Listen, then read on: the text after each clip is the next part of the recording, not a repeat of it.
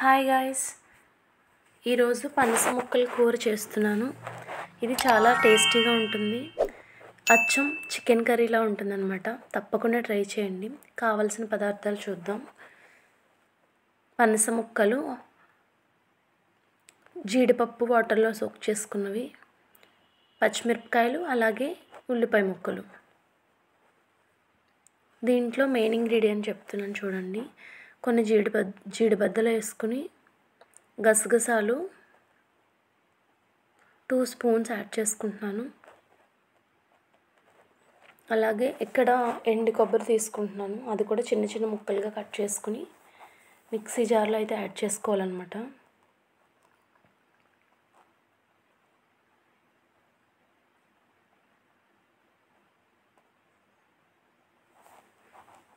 ఇలా ముక్కలుగా కట్ చేసుకుని వీటిని యాడ్ చేసుకుంటున్నాను. దీంట్లో కొంచెం వాటర్ యాడ్ చేస్తున్నాను నేను. ఎక్కువ యాడ్ చేయకండి, మళ్ళీ వాటర్ ఎక్కువైపోయేది మిక్స్ అవ్వదు. ఇప్పుడు నేను దీన్ని మిక్సీ పట్టుకుంటాను. చూడండి, ఈ విధంగా అయితే నేను మిక్సీ చేసుకున్నాను. ఇది పక్కన పెట్టేసుకుందాం. ఇది మధ్యలో కర్రీ ఉడికేటప్పుడు మధ్యలో యాడ్ చేస్తాం అన్నమాట. ఇక్కడ బాండీ పెట్టుకున్నాను. అది హీట్ అయిన తర్వాత కర్రీకి సరిపడగా ఆయిల్ అయితే యాడ్ చేసుకోవాలి.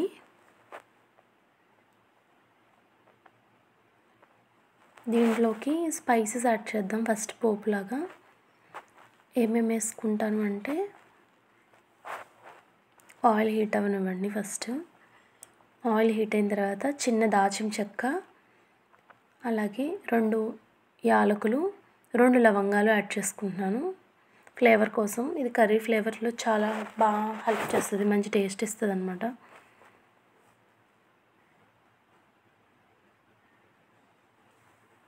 అవి బాగా ఫ్రై అవనిద్దాం.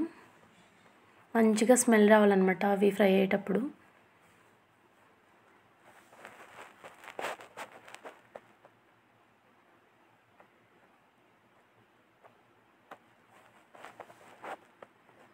ఇప్పుడు కొంచెం ఫ్రై అయిపోయి స్మెల్ వస్తుంది కదా, సో ఇప్పుడు కరివేపాకు యాడ్ చేసుకుంటున్నాను నేను. కరివేపాకు కొంచెం ఫ్రై అయిపోయింది కదా, ఇప్పుడు పచ్చిమిరపకాయ ముక్కలు కూడా యాడ్ చేసుకుంటున్నాను.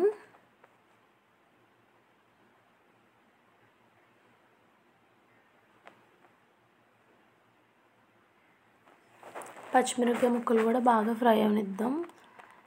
ఫ్రై అయిన తర్వాత నానబెట్టుకున్న జీడిపప్పులు ఉన్నాయి కదా, వాటిని కూడా వాటర్లోంచి తీసేసి ఇక్కడ యాడ్ చేసుకోవాలి. అవి కూడా కొంచెం ఫ్రై అవనిద్దాం.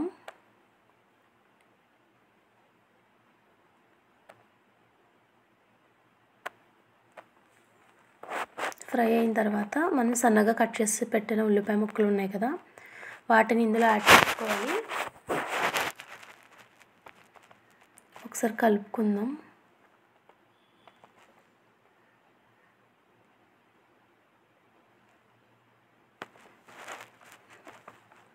ఈవెన్గా మంచిగా ఫ్రై అయ్యే విధంగా కలుపుకోవాలన్నమాట. ఆ స్పైసెస్ అంతా ఉల్లిపాయ ముక్కలకు పట్టి గోల్డెన్ బ్రౌన్ వచ్చే వరకు ఫ్రై చేసుకోవాల్సి ఉంటుంది. సిమ్లో పెట్టి ఫ్రై చేసుకోవాలి. కొంచెం పసుపు యాడ్ చేసుకుంటున్నాను నేను ఇక్కడ.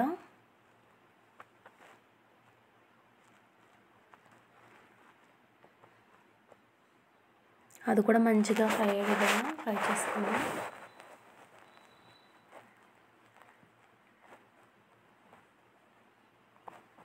ఉల్లిపాయ ముక్కలు త్వరగా మగ్గాలంటే సాల్ట్ అయితే యాడ్ చేసుకోవాలి. అప్పుడు త్వరగా ఉల్లిపాయ ముక్కలు వాటర్ అనేది వచ్చేసి ఫాస్ట్గా మగ్గిపోతుంది. ఇక్కడ నేను కల్లుప్పు యాడ్ చేసుకుంటున్నాను. కూరకు తగినంతగా యాడ్ చేసేసుకున్నాను. అది కూడా ఒకసారి మిక్స్ చేసుకుని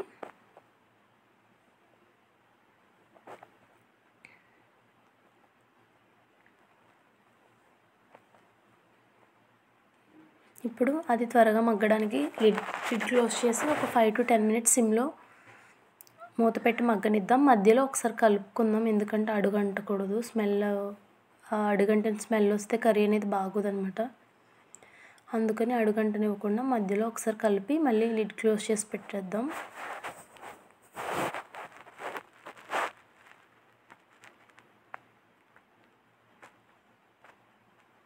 చూడండి, నాకు గోల్డెన్ బ్రౌన్ వచ్చేలాగా అయితే ఫ్రై అయిపోయాయి.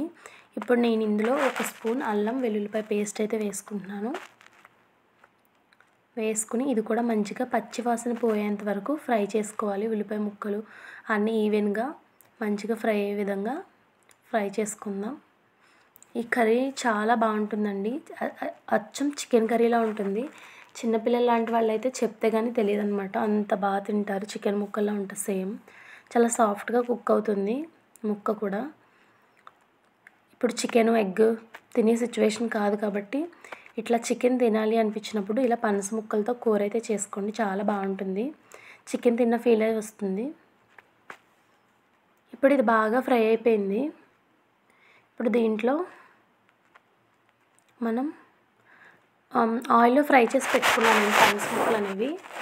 అలా చేసి పెట్టుకుంటే ఎన్నాళ్ళైనా బాగుంటాయి అన్నమాట. ఆయిల్లో ఫ్రై చేసి డీప్లో పెట్టుకున్నట్లయితే అప్పటికప్పుడు తీసి మనం కర్రీ చేసుకుని ఫ్రెష్గా ఉంటాయి. సో నేను అలా ఆయిల్లో ఫ్రై చేసి పెట్టుకున్నాను. అవి ఇక్కడ యాడ్ చేసుకుంటున్నాను. త్వరగా కూడా కుక్ అయిపోద్దండి. వంట కూడా చాలా ఫాస్ట్గా అయిపోద్ది.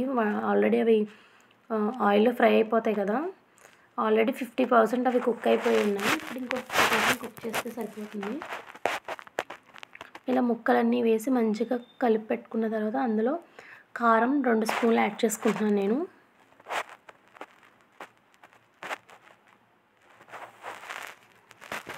అలాగే జీలకర్ర ధనియాల పొడి ఒక 2 స్పూన్లు అండ్ గరం మసాలా పొడి 1 స్పూను. ఒకసారి కారం వేసిన తర్వాత కలుపుకున్న తర్వాత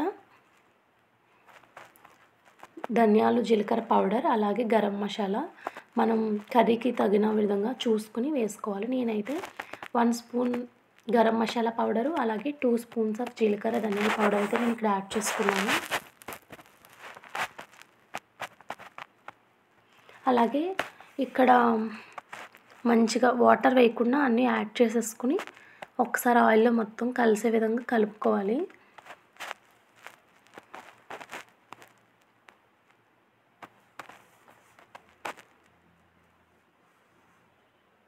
ఇక్కడ నేను మిక్సీ పట్టి పెట్టుకున్న పేస్ట్ ఉంది కదా, అదంతా ఇక్కడ యాడ్ చేసుకుంటున్నాను అనమాట. జీడిపప్పు, గసగసాలు, ఎండు కొబ్బరి పేస్ట్ అయితే ఇక్కడ యాడ్ చేసుకుంటున్నాను. యాడ్ చేసి మొత్తం అంతా కలిసే విధంగా కలుపుకోవాలి. తర్వాత 1 స్పూన్ పెరుగు అయితే యాడ్ చేస్తున్నాను నేను ఇక్కడ. ఇది కూడా మంచిగా మిక్స్ అయ్యేలా కలుపుకుందాం. సో అంతా పర్ఫెక్ట్గా కలిసింది. ఇప్పుడు నేను వాటర్ అడ్జస్ట్ చేసుకుంటున్నాను. ఆ కర్రీకి ఎంతైతే వేసుకోవాలో అంత ముక్కలు మునిగేలా వేసుకుంటే సరిపోతుంది. ఆల్రెడీ అవి ఫ్రై అయిపోయిన ముక్కలే కాబట్టి త్వరగా కుక్ అయిపోతుంది. వాటర్ ఏమీ అంత ఎక్కువ పోసుకోక్కర్లేదు, చూసుకుని యాడ్ చేసుకోండి.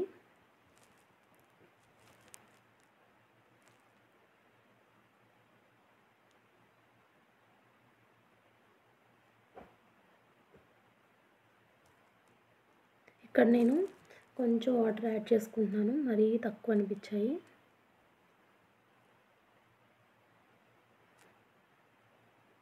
యాడ్ చేసుకున్న తర్వాత ఒక 5 to 10 మినిట్స్ అయితే సిమ్లో లిడ్ క్లోజ్ చేసి ఉడకబెట్టుకోవడమే అండి.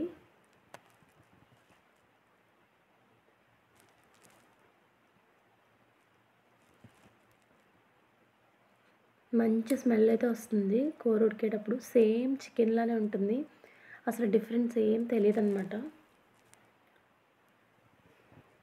ఎవరైనా వెజ్ తినే వాళ్ళు కూడా ఎవరైనా గెస్ట్లా వచ్చినా ఇట్లా చేసి పెడితే చాలా ఇష్టంగా తింటారనమాట.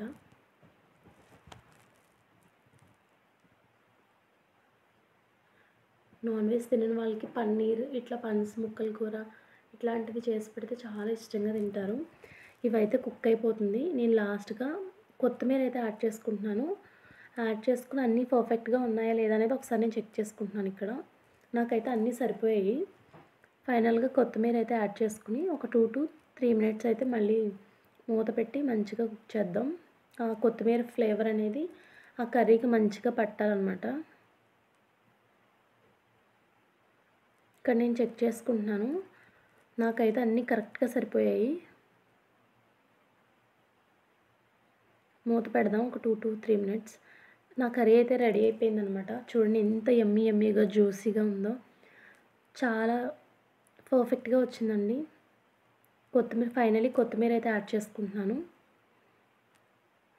టేస్టీగా పనస ముక్కల కూర అయితే రెడీ అయిపోయింది. ఈ వీడియో కనుక మీకు నచ్చినట్టయితే ఒక లైక్ చేయండి. Thank you for watching. Bye.